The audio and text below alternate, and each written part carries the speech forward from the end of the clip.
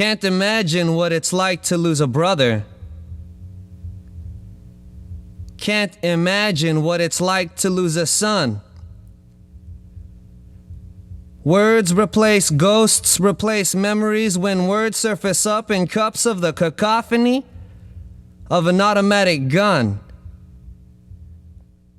So soda pop commercial whirlpool in between primetime media sweep slots that oblige Gray Davis's re-election scheme, screaming out carbonated coverage, his blatant attempt at minority suffrage, while we world stop to watch and wait, wondering how it all relates to our day-to-day activities.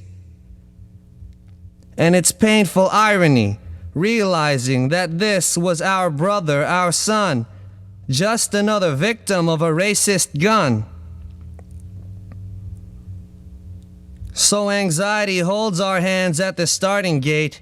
New nerves shake, fingernails grate, orchestrating the borderline hate that stops, watches, and waits for the slightest signal from the one.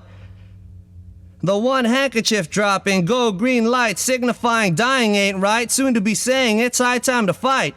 The one push-pull progression, poking 1,000 towering flaming pens in the back of every congressman. The one taper word that'll help paste together 7,100 broken pieces of a face, a fist, a thumping chest, and finally put to rest the separatist thinking that continues to kill him even after his death.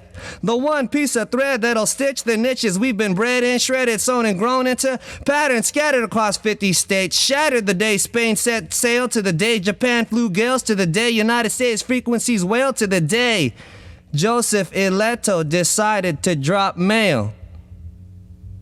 And I can't even begin to imagine what it's like to lose a brother. And I can't even begin to fathom what it's like to lose a son. But I do lose one when we stop at candlelight vigils. I do lose some when a ripple is just a ripple.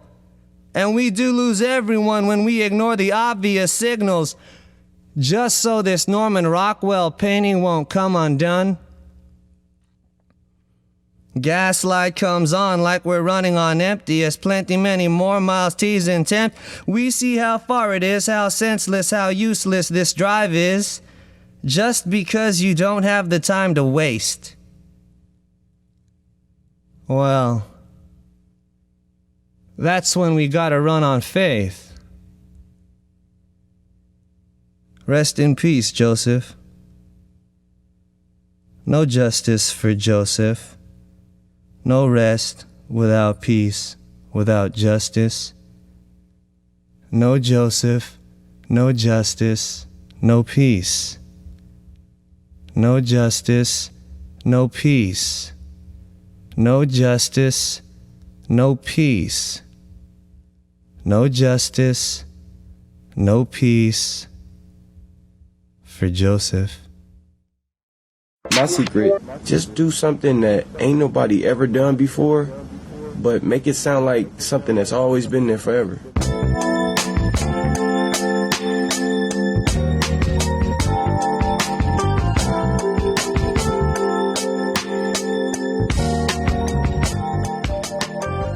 Welcome to This Filipino American Life, a podcast that explores the nuanced experiences of Filipinos in the United States at iba pa. My name is Joe Bernardo, and I'm joined by my fellow hosts, Ryan Carpio, Elaine DeLellis, and Mike. Producer Mike. Wow. That was cool. It faded away. It faded away. Naturally. It's called the Doppler effect. Mike didn't even have to silence me. So what you just heard in the intro, the very first part, was a poem called Justice for Joseph. It was by TFAL alum Edrin Sumagaysay, and that was part of the kind of a collection of poems on the album LA Encanto. And that was basically a dedication poem to Joseph Ileto. He was a postal worker who was shot and killed by a white supremacist back in 1999. And we just recently, not celebrated, but commemorated the 20th anniversary of his shooting. If you don't know his story or the kind of story of the Joseph Ileto killing, basically a white supremacist named Buford Furrow, he went into the the North Valley Jewish Community Center in Granada Hills, just kind of down the street from my house. And then he shot 70 rounds into the community center, and then There were children there there. were children there. It was like a summer camp. Yes. Yeah. And then he drove away, and then he killed a postal worker named Joseph Ileto. He was Filipino, and he killed him because he was worked for the federal government, and he was either Asian or Latino, according to the killer. And he did so by asking him if he could mail a letter. Yeah. And as I guess Joseph Ileto said yes, Yeah. that's when he was shot. So, yeah, Joseph Ileto, he passed away, and afterwards there was kind of, I don't know, a rise, but basically like there was a lot of, community building after that in the Filipino community, not just here in LA, but nationally. And, unfortunately, like these mass killings continue to this day. We recently had the shooting in El Paso and in Dayton, Ohio. Dayton. Gilroy. Gilroy, yeah. And so, this story isn't new, but we wanted to talk to the Ileto family, Ismael Ileto, Deena Ileto, and they were joined by Asian American leader Stewart Kwoh, and they were discussing kind of their advocacy in trying to tell the story of Joseph. And Oh, and yep. And I don't know if we acknowledged the TFAL of the episode, Okay. but it's funny because I was mentioning this, but the TFAL of the episode is Kaz Tolentino. Kaz. Oh, Kaz. And does anybody want to talk about who Kaz is? Well, he's a retired judge in the Superior Court here in Los Angeles. He's a longtime Filipino American leader. Mm-hmm. He's one of the founders of Samahang Filipino, right, at think so, UCLA. And so, yeah, he's been a longtime advocate since like the early 70s. Yeah. Yeah. And I feel like he's been one of these folks who in the community who like I personally looked up to as like a leader because he was a judge, and I was like, oh, there's not a lot of people in the legal system, in the justice system that look like us, and he was the guy. And so I feel like it's appropriate that he'd be the T-Bell for this episode. Well, thank you, Cass. Thanks, Kaz. For your long-time support. So I wanted to kind of bring it back to you all. I know we're all in our early 20s, but if you remember the day... We wish. If you remember the day and when you first heard about this killing, why don't you kind of tell your story of that day? Do you remember? I do. I do too. My ex-girlfriend lived up the street from the Jewish Community Center, so I remembered it as a shooting at the center where there were kids. That's how I remembered it, because I don't think I knew the Ileto part of the story until later. But I also knew that the guy, like, I don't know, carjacked somebody or something like that, or maybe left. Yeah, something like Yeah. that. Yeah. Even my dad kind of sort of still remembers the story. He's like, oh yeah, I think he took a taxi somewhere. I'm like, did he really? And I think he did. He actually took a taxi to somewhere really far away, and then he ended up getting caught in Vegas, something like that. But that day, I remember it because it was, again, close to home, quote unquote, to hear that and to see that happen. But that's all I remember from it back then. Now, the Ileto part, or the Joseph Ileto portion of it, did not come till later on. And of course, I think when in the Filipino community, when something gets highlighted, oh my gosh, Pinoy, Ileto, Filipino, right? Filipino name. We're always like, or is that one of ours? That was kind of like the question in our minds. But it's been 20 years, so Yeah. it's been quite a while. So that's how I remember it. I don't remember too much from it after that. Like, I didn't know too much about the activism, for example, around it. And I knew it better later on, during a sort of like different commemorative anniversaries, watching Kababayan or something like that, seeing the Ileto family kind of talk about it as their kind of sort of the mission to make sure that this doesn't happen again. I remember it distinctly. I was home because that was after my first year of college. It was 1999. And it was down the street. I mean, I was home in North Hills, so like it's not that far from here. And I remember feeling really freaked out. And then like you heard about the postal worker, and I was like, oh no, I was worried he was Filipino because like my aunt's a postal worker. There's lots of Filipinos who work in the post office. And then to hear his name was Joseph Ileto, I went to elementary school with a family with that last name. Oh, wow. So I was like, dude, like, I wonder if they're related to him. And like, this was college, so I didn't keep in touch with these people anymore. I think I heard down the line, like, it was like a distant relative. And so I was just like, holy crap, like this guy was Filipino. And then there was like memorials being organized, and I remember seeing like UCI Kababayan members like a part of it. And then the following year, for the 1 year, Anna Gonzalez, who worked as student affairs staff at the Cross Cultural Center at the time, had recruited me to be a part of like the organization, like the college kids that would like help support whatever the event was for the 1 year commemoration. So I spent my summer like going to meetings at like with other community organizers, and I learned what like SCLC, or is that what it is? Southern, or SLC, Southern Christian something. It's like the thing that Dr. King started? Yeah, I think SCLC or something. SCLC. SLC is Southern Christian Leadership Conference. Something like that. Like they were a part of the organizing committee. I was right. Yes. But they were part of the organizing committee, so that was my first interaction. I really think that was like my first like start in community organizing, was the 1 year commemoration, because like my mentor, because Anna is one of my mentors, like pulled me in to be a part of that. Mike? Yeah, I remember hearing about the shooting, and so I was, it was the summer, and so I was home in Ventura County around that time. And yeah, somehow or another, my first thought was like, oh, because postal worker, I thought, Filipino. And then it felt weird and frustrating because they weren't really talking about him that much at all. Yeah. And he was the one who died in the shooting. I mean, some kids were hurt in the shooting, and then this postal worker that they just seemed to like kind of keep anonymous for the most part, it felt like in the media, was the one who was killed.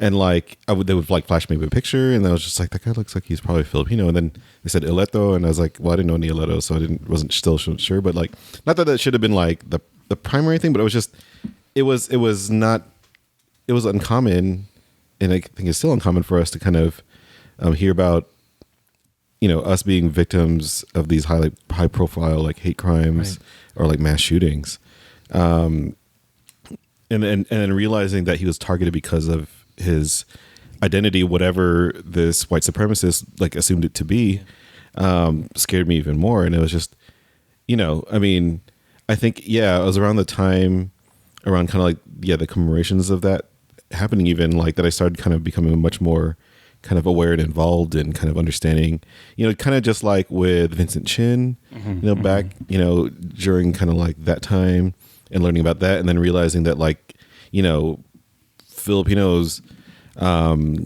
could be just as much of a target as anyone else, because we don't hear about it or think about it, doesn't mean it couldn't happen. And because this person Joseph Ileto was targeted because of his color of his skin, by this white supremacist. So it's just like, Jesus, it was around the time I was starting to becoming much more aware of like, kind of like my place in the world, the interactions of Filipino Americans with the rest of the country. And, how do we kind of like stand up and recognize that, often being criticized as kind of like one of kind of like the quote unquote, at least at the time, silent like Asian Americans, at least not visible in a way. I mean, I think that's why sometimes we jump on things when like we hear about something or someone being Filipino American, because we feel like, on the one hand, we don't, we're not as present in the culture as we probably could be. But, it feels like if we don't call attention to our community and what's happening within it and to it, no one else is going to care. And I think with Joseph Ileto is kind of like this clarion call for folks to be like, hate crime is something that we need to think about too. We can't just pretend like we can just hide from it.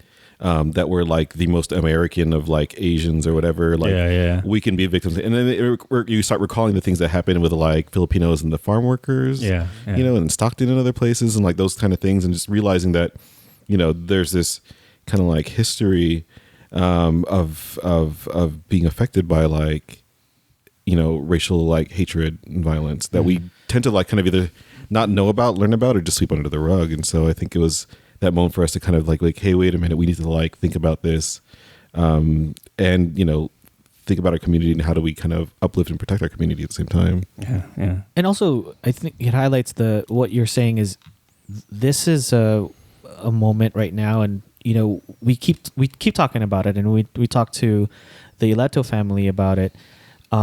It is a matter of being loud about it, right? I think it is a matter of not letting that go, and there's a virtue to it being not let go because it's still an issue, and we can't sweep it off under the rug, because too many things have happened because of racism, because of white supremacy, and that we are directly affected as a Filipino community. That we're no longer like, you know, right? We have to look at this face forward and say, hey, we got to do something about this. So I think you're right, Mike. I think, you know, it has been a wake up call, but I don't know if people really know what that story means or what really happened, what drove it, and why, you know, hate will always be, you know, kind of it festers, right? A lot of the feelings of hate like festers throughout, and to eradicate that is something that takes all of us. Yeah, I remember when it happened, like you said, like they didn't immediately kind of identify Joseph Ileto as a Filipino, so people were kind of left to guess. Yeah. Filipinos knew, I think. Yeah. You know, I think we all knew based on the last name. he looked Asian. Yeah. His He was a last name postal worker. Postal worker. Last name's Ileto, and so that was very frustrating because a lot of the media always like kind of made it all about the Jewish Center And the Not that- children. and the children. And not that that's like Not that it's bad. Yeah. But he was the one who was killed. Yeah. Right. You know, and then Actually, nobody from the Jewish Center was killed. Actually, No. right?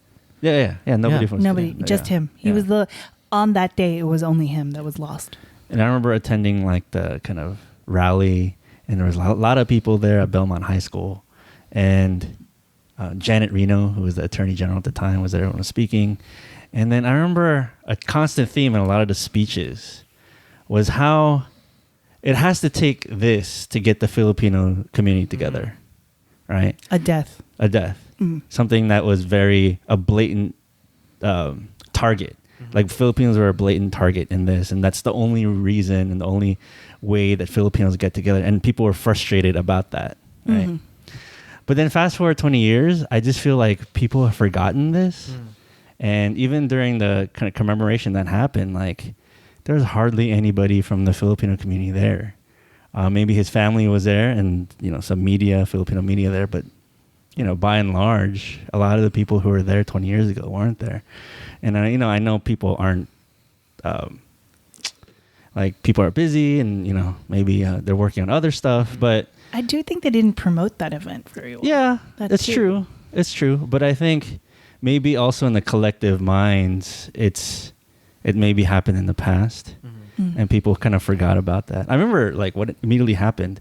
My dad said, "Oh, now I have to kind of be careful where I go, you know, because I could be a target, right?" I don't think my dad even says that anymore.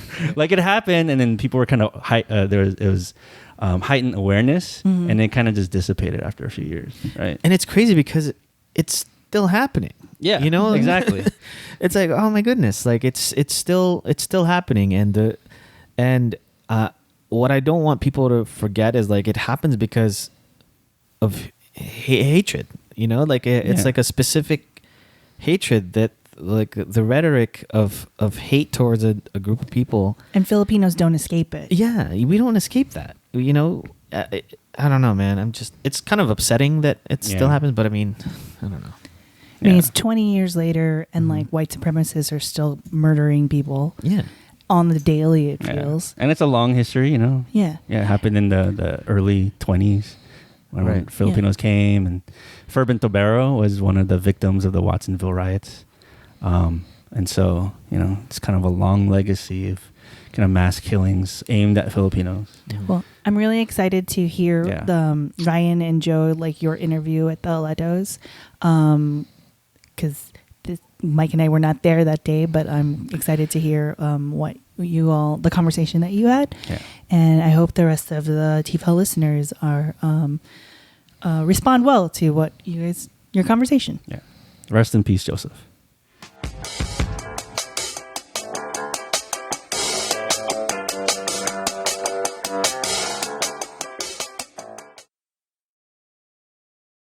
You see this dead air right now, right in between the breaks, between the shows? Just me breathing. Well, we can actually fill this dead air with an ad. What? Yes. If you're a business out there or you want to promote an event or want to sponsor us, you can buy an ad right here in this space. During this time? Yes, that time. Wow. Cool. What do they need to do? All they need to do is email us at thisfilipinoamericanlife@gmail.com and just email us what you want to do. Cool. So buy an ad. Today. Buy an ad. Buy an ad. Buy an ad. Yeah. Yeah.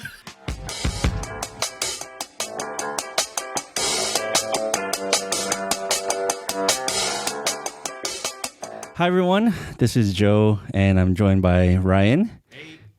Ryan, we're sharing the mic. So we are here with the brother of Joseph Ileto, Ismael Ileto, and sister-in-law of Joseph, Deena Ileto, and Stewart Kwoh, the head of Asian Americans Advancing Justice.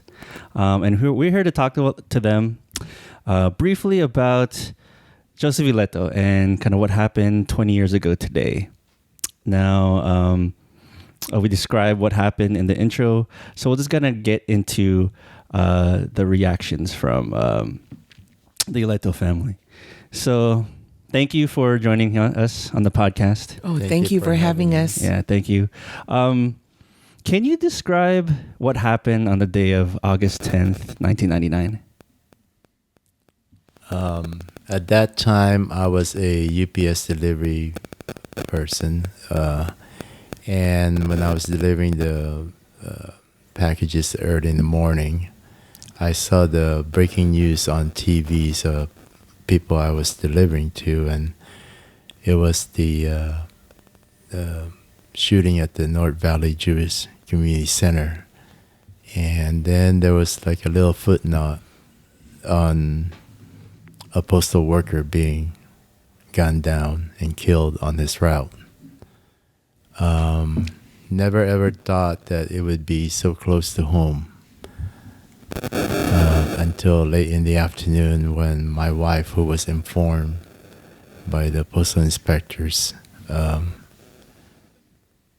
realized that it was our brother. And she then, at that time, paged me to call her. And that's how I found out. But my wife found out first. Mm-hmm. Mm-hmm. Yes, I was informed by 3 inspectors, and that's when I had just given birth to our son, Kyle. And So how old was he? Was just he was only 6 weeks. Wow. 6 Okay. weeks old. And when they were at my doorstep, I said, yes, I know Joseph, but you have the wrong guy. It cannot be him, because he was a soft-spoken man, very nice. He was just a good person. He had no enemies whatsoever. It was his day off, wasn't it? It was on his day off, and he was not scheduled to work, but he was called earlier that morning, and he was a person that was known to fill in for any fellow coworker when they call in sick or to cover anyone who goes on vacation. Mm-hmm, mm-hmm. So what was Joseph like? I remember you saying before, when I first met you, he liked to play chess. You know, what else about his personality? What was he like? He was very easygoing, as my wife said. He loved being a U.S. mail carrier. That was one of his jobs. He loved watching Dodgers and Lakers. yes, And he was just he was our older brother, which we call kuya. In the Filipino language is kuya. Yeah. There's every kuya in every family, and he was a person that we could always depend on. And our brother, he stepped up because when our father had passed, he was there to take care of the family and our mom, and anything that we needed, he stepped up for us. And your father passed just months before, yes, correct? In May. About 2 months before my brother was killed, our father, passed away from a heart attack. Wow. So it was all of a sudden, and so our mom endured a lot that summer, losing our dad, her husband, and her firstborn, my brother. Joe took on the role, as my wife was saying, as a father figure. He even bought a truck, actually. It was a full-size Dodge Ram truck. 1500. And my brother wasn't very tall. And I used to joke with him saying, that truck is so much bigger than you, and you look like a little kid on the driver's seat of that truck. And what he just tells me was, well, at least we have a vehicle if we need something from the store to take home, or anything the family needs, that we have a vehicle to use. And it's kind of weird that a year later, 2 years later, we actually used that truck to move from our house because of death threats and hate mail that we received. Wow. From a white supremacist. We actually used this truck to move our stuff out of our house, and I'm going, wow. Joe had like a little foresight in a way. So, Yeah. Wow. yeah, still being helpful. And if you ask any of his co-workers at the post office, he's always giving them rides, whoever needs rides after or He before always work. lend a helping hand whenever you're in need. Wow. Always. And, especially to us, our sisters, our mom, especially for our mom. If our mom needed to go to a certain place or a certain family event, he was there. So when the postal inspectors were asking us initially on their investigation, asking us Does he all have sort of questions. Does he have any enemies? problems with anybody, quarrels or trouble with anybody? We couldn't think of something that would a person that might do this type of harm to him. We were just puzzled of who would do this to him. Wow. I know when it happened, there was a lot of, I guess, coming together of the Filipino community and the Asian American community. Did you feel that, or did you? What was kind of your involvement with the other Filipino American community who came to you? Well, when it first happened, the mainstream media just described him as a mail carrier. Nothing about his heritage. They didn't even mention his name. No name. And we thought it was an insult to his identity, to our family, to our community, that he wasn't acknowledged for his heritage. The main reason he was killed, he was shot 9 times, twice in front, 7 times in the back, once behind the head.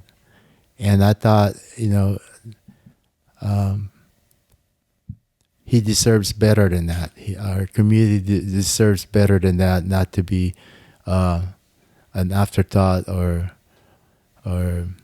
most of the time underplayed and a lot of times not mentioned at all.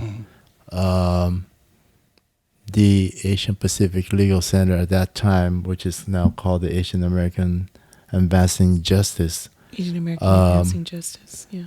Stewart Kwoh, the executive director, reached out to us and contacted us if there was anything that What they can do. they can do and help the family navigate through all the things that we need to do. Yeah. So how did you get involved, Stewart, with the whole incident? Well, I remember that night there was a flash on the news, and at the end of one of the newscasts, it said Ileto. And then I called my staff. I said, I think that's a Filipino or Asian family. Let's try to find out if we could help out. And so my staff, and on that newscast, it mentioned that they lived in Monterey Park. So my staff actually went out to Monterey Park and started knocking on doors. And then they found the right door. Yes. I don't know how, and then they found out when the funeral or the memorial service was. So I went to the memorial service. We were just talking about it today. Yes. And I met the family for the first time. And I said, whatever we could do, we'd be honored to work with you and help out in any way. So it started a 20-year relationship of, I guess, navigating the legal system, figuring out all the media, figuring out the speaking engagements. But then later on, a year and a half later, we found out that they received death threats. And so we tried to help screen some of those horrible text Calls, and text, maybe. emails or whatever. I forgot what it was at that time. But so we had staff helping out on that. So what we saw is the family grew into heroes because they didn't suffer in silence, but it just clicked that they wanted recognition for their brother, son, and they also wanted to defeat white supremacy. And so we thought, what a combination that this family is willing to stand up for justice for themselves, but for other people too. Because I know a lot of the initial media coverage out there is definitely the emphasis is on the shooting at the Jewish Community Center. Obviously, they're the original targets, but yeah, the actual death in the shooting was very much an afterthought, and they didn't identify them as Filipino initially.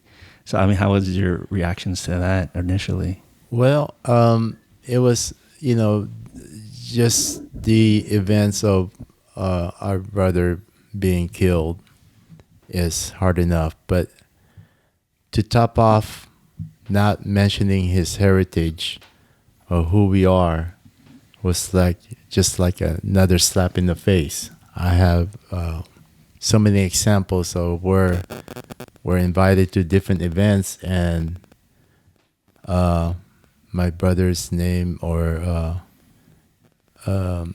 as a person is almost like a afterthought after the North Valley Jewish Community Center. One of the first events that I ever went to was a live radio show by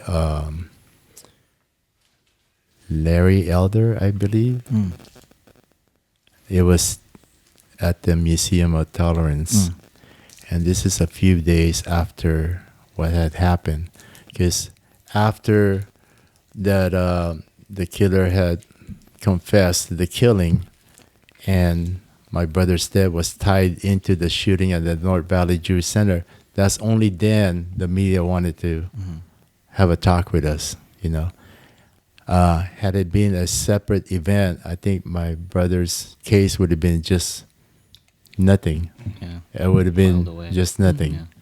And so at the Museum of Tolerance, when they were having the show, it was a discussion on how to end violence, what can be done different, and so forth and so forth. And all they mentioned was the shooting at the North Valley Jewish Center. And Nothing about Joseph. Joseph being killed by the same person, doing the same type of hate.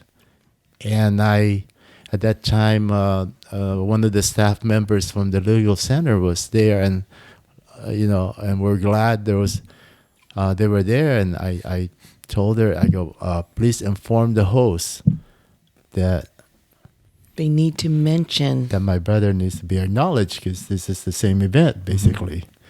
And before, I start, cussing and calling them out, and, because it feels like we're invisible. It feels like, like we don't count. That's a constant narrative among Filipinos too. Yes, Yes. a lot. We're so loving people. A lot of times, a lot of Filipinos, when they come up to me, they say "malas lang," which is just bad luck for your brother.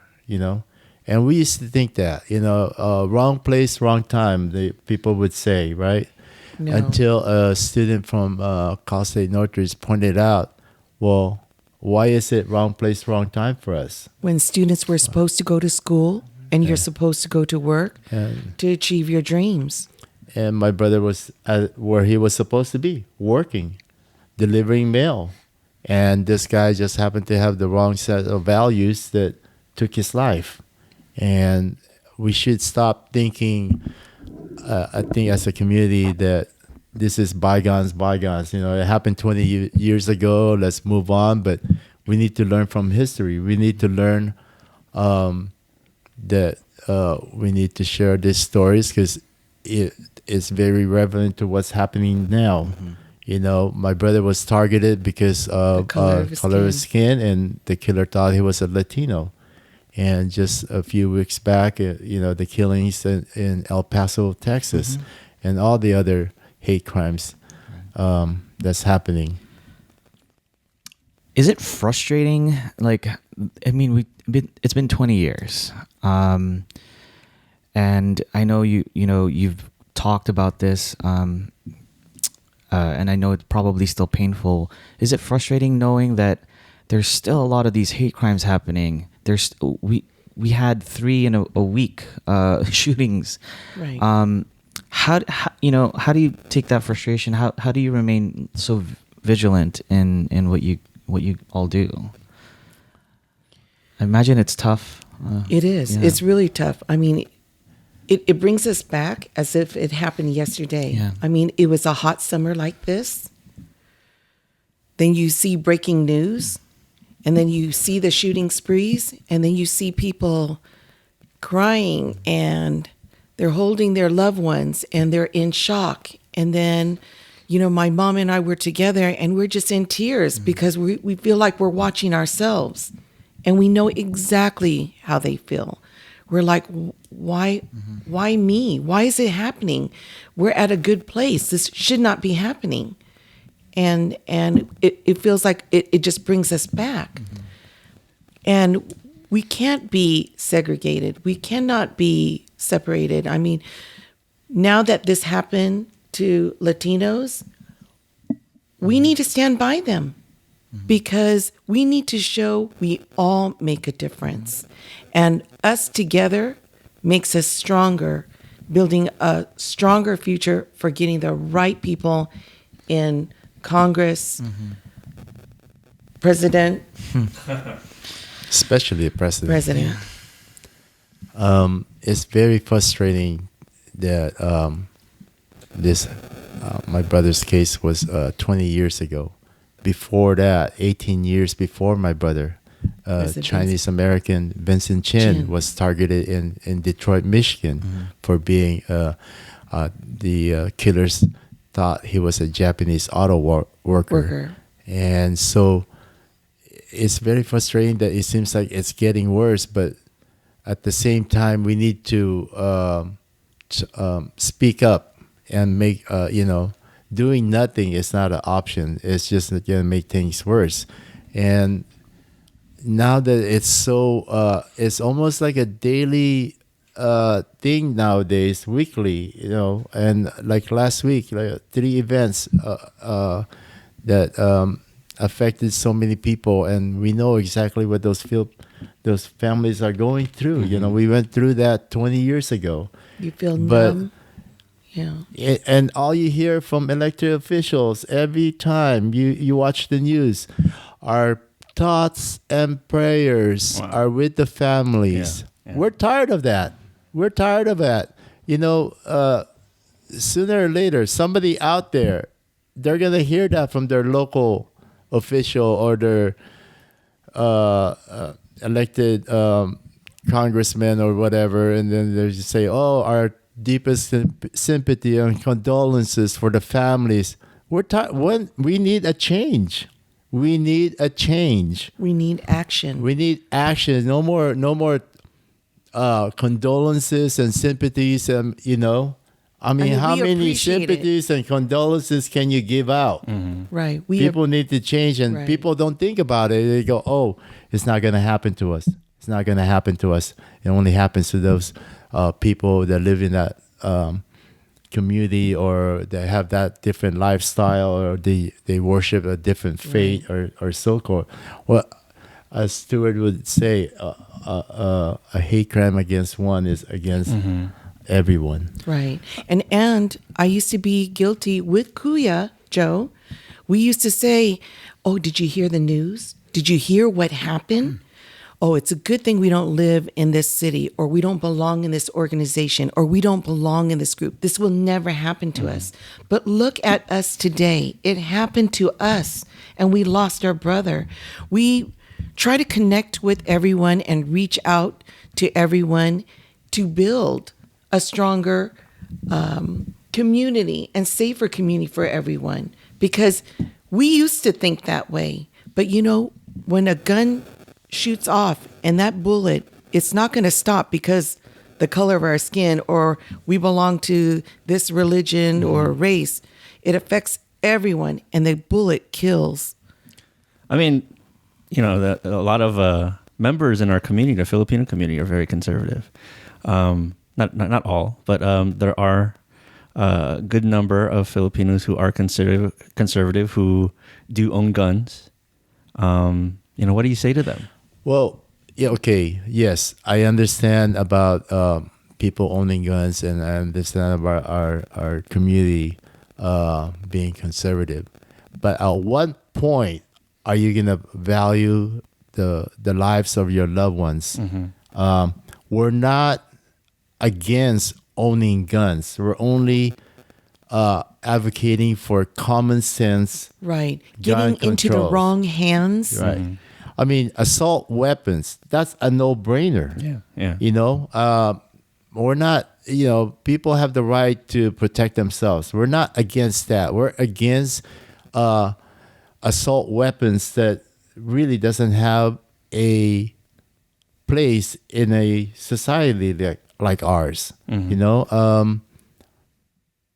That's for mass killings, period. I mean, it's not used for a hunter. How much of a hunter are you when If you you're have to going to use a schools. assault weapon to hunt? I think Filipino Americans are very important, especially in California. Filipinos are the largest Asian ethnic group in California, and it is growing by leaps and bounds. And so I think what the Ileto family is saying is that we need to stand up. There's the white supremacists want to start a war, or they want to try to create a war. But there's something happening in the United States where minorities in particular are being blamed for why white workers especially are getting left behind. And so it's really a diversionary tactic because the people who control the economy are purposely not giving money to middle class and lower income people. And they're blaming minorities and blaming people. And so that's what we have to get beyond. That's what we have to see through. And that's why we have to unite, because the terrorists, I call them domestic terrorists, these white supremacists, want to not only hurt the victims, but they want to create fear and division. And so by uniting and seeing through what the purpose is for the division, that's what will scare them. That's what will counteract this crazy notion that we're to blame for why white workers or lower class people are having problems. So I think Filipino Americans are really crucial for the whole Asian American community and for the community in California, because if they could see through and start acting in a way that is beneficial and unifying, I think the people who hate will be very scared, because they actually are not dividing people. They're actually causing people to unite. Yeah. Like last night, we had a program for the Letos. Over 120 people came. Half of the audience were Latinos. And Ish and Deena were expressing how, they come after one group and then they come after another group. And if we unite, then it really throws a wrench into their plans, because they want to see people divided and running around trying to protect their own. So I think the Leto family, I've said it many times, including at the post office today, are heroes for our community, because they are regular folks who had a tremendous tragedy, and they've seen through the schemes of people to unite people. So, hearing about Joseph and how kind he was, and how the message of like caring and giving, what is the best way for our listeners and for us, for young folks who may not even know this happened, what is the best way to honor Joseph in your minds? Is it education? Is it talking to people? What is in your mind? What is the best way to honor him as a person? And as we remember him today, what do you think is a good message for all of our listeners? I think a good message would be for our community to speak up when something happens like this in our community. And coming together. And coming together with other communities. We can't just say, oh, it's happening to the Chinese Americans, or it's happening to the Latino. Oh, that's only the African Americans that's happening. It happens to everyone. A crime against one is a crime against everyone.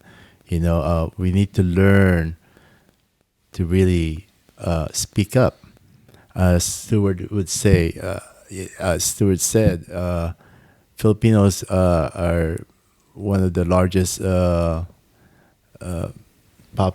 Asian population. The largest in California. But how invisible we look in politics, in so.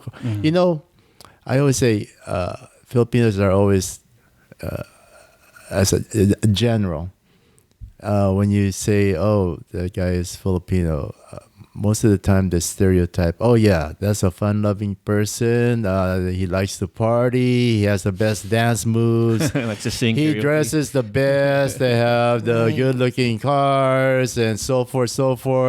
Oh, and also, oh yeah, Manny Pacquiao, yeah, he's a Filipino, but yet in other aspects of the society, we're kind of invisible when something like this happens, you know. And how is it that we're the largest group and yet we're not represented in politics? And our families would say, don't cause attention. Yeah. You're going to look like a troublemaker. Don't You're rock the going boat, to, yes, exactly. But the thing is, if you don't say anything, they're going to push more.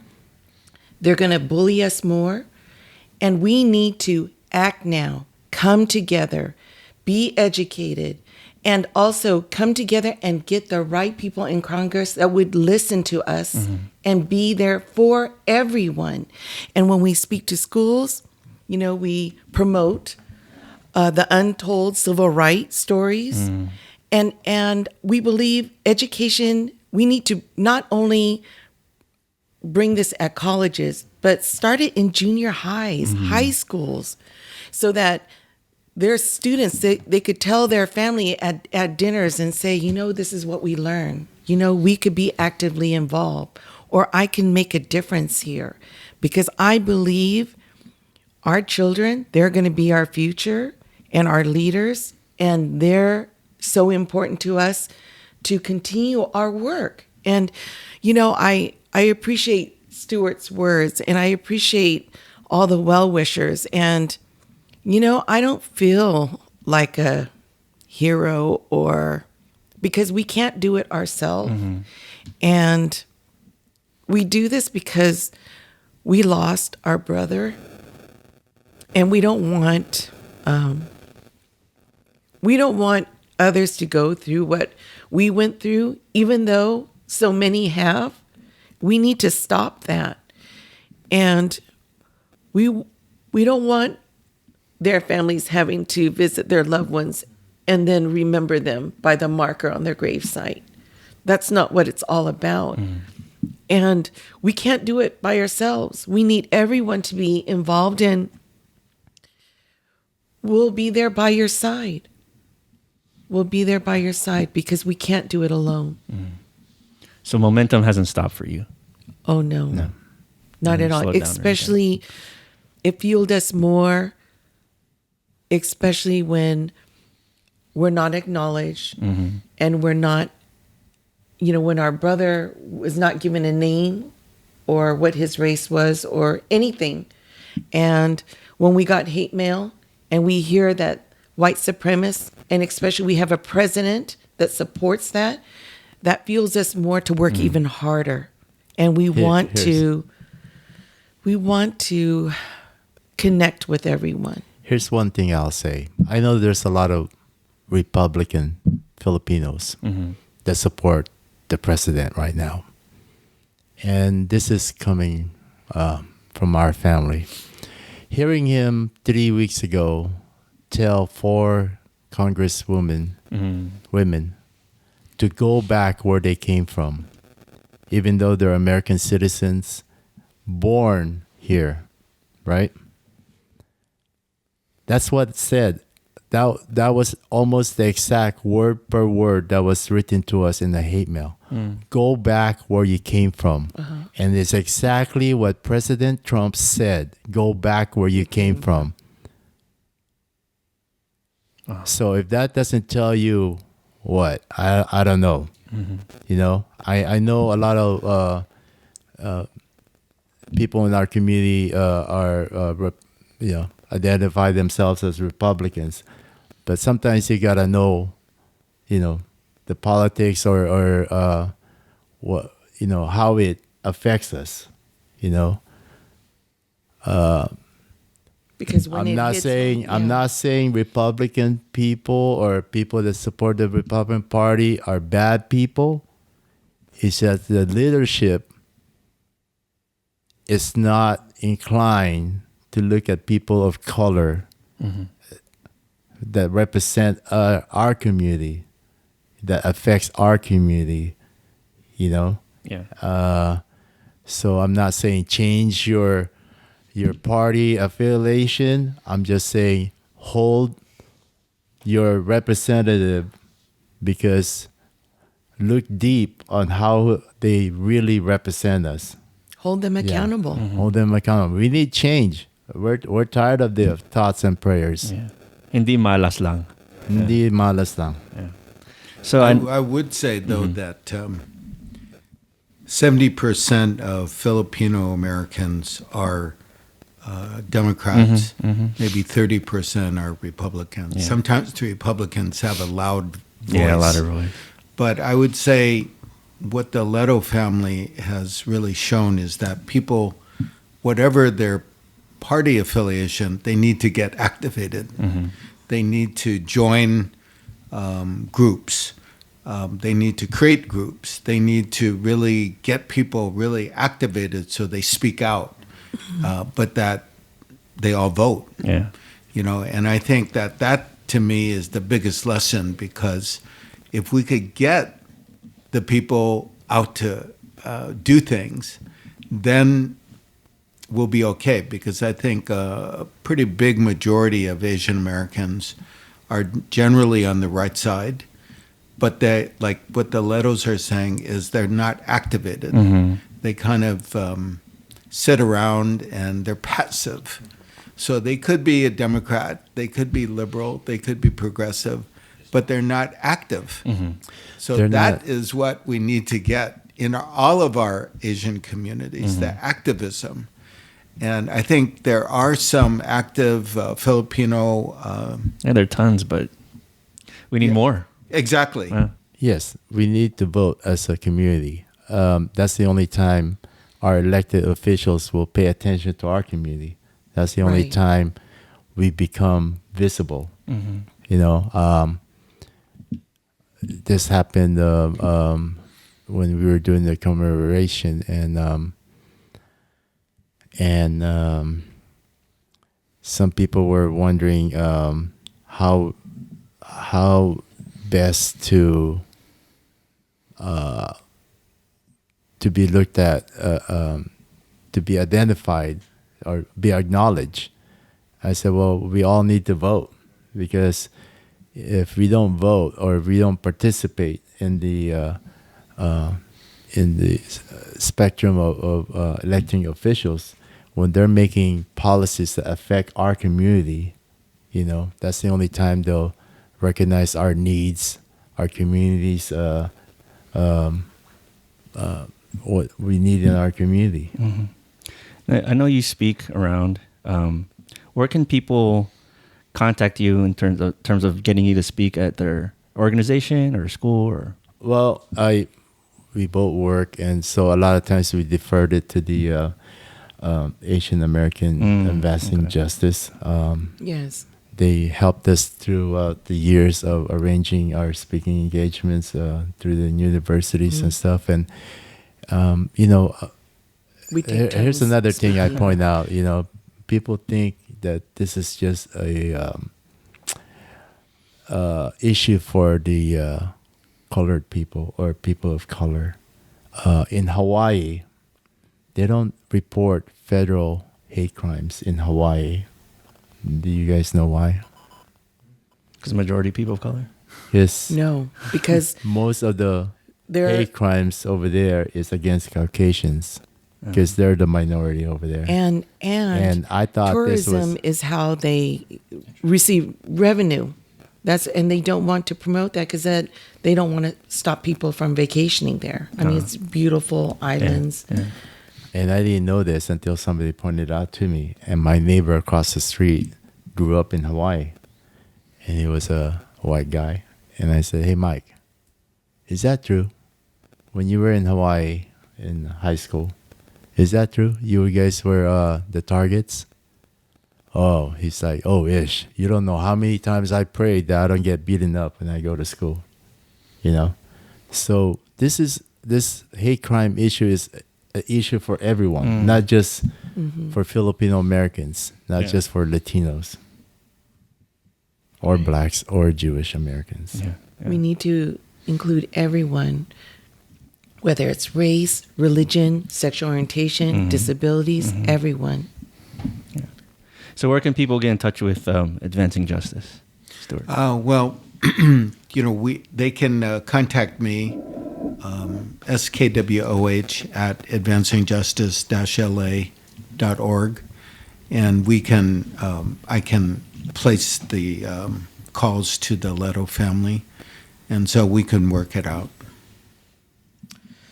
We just want to say thank you for coming here on such a short notice, and we welcome you to our studios anytime. This is part of our mission is to tell the Filipino American story in our podcast. Oh no, thank you for having us. Yeah, it was an honor to get to meet you all, and we hope that your messages you reach far and beyond just the local community here. And if our podcast can play a part in promoting, peace and love, we're happier than we could ever be. So we just want to say thank you to Ish, to Deena, and Stewart. Thank you for also being here. Thank you for having us and having an interest in this subject, and thank you for having a podcast that can hopefully educate our community. Right. And can I just add one thing? Of course. We don't want our brother to be remembered as just another hate crime victim. So we have an acronym under his name as well, which is under the letters of Joseph: join our struggle, educate, prevent hate. And the letters of the Ileto is instill love, equality, and tolerance for others. Beautiful. If I can just add, Deena mentioned it, but we have an untold civil rights stories. And Pat, my wife, and I wrote it and are promoting it. And one of the stories is on Joseph and the family. Nice. And so for those of you who want to know more about the family and Joseph, you can also write me, and we can either send you the book or tell you how to get the book. Right. It is online. I feel it's really important to get it out in the schools and start early. I believe this book should be in junior highs and high schools. And that way kids would want to learn, and hopefully they would want to build a future in creating a better future for the next generations to come. Now, is this free? This is a good time because a lot more school districts are looking at ethnic studies as a requirement. Yeah. So why not have Right. Joseph's story and the Ileto family story as part of that? Absolutely. They're definitely part of ethnic studies. Now, is that free? Is there a price for that? It is online for free. Online. Okay, online for free. Yeah. We'll put up that URL on the website. So again, thank you for joining us today. Hopefully, we amplified your voices. One last thing Sure. is PBS. The WIDA is called the DC outlet called WIDA is going to have a 5-hour documentary on Asian Americans next May. So I heard about that. We're working on the curriculum as well. Yeah. So we want people to tune into that. Duck Nguyen's part of that, right? Duck Nguyen? Yes. Yeah. Yes. Yeah. Okay. Great. Thank you. Well, thank you so much. Appreciate it. Thank you. you. Thank you again. This Filipino American Life is produced by Michael Nailat. Our intro and outro music is by Roger Habon, aka 10.4 Raj. Resident reality checker Girly Colado, legal advisor Rianne Fajardo, and graphic design by Vincent Collyer.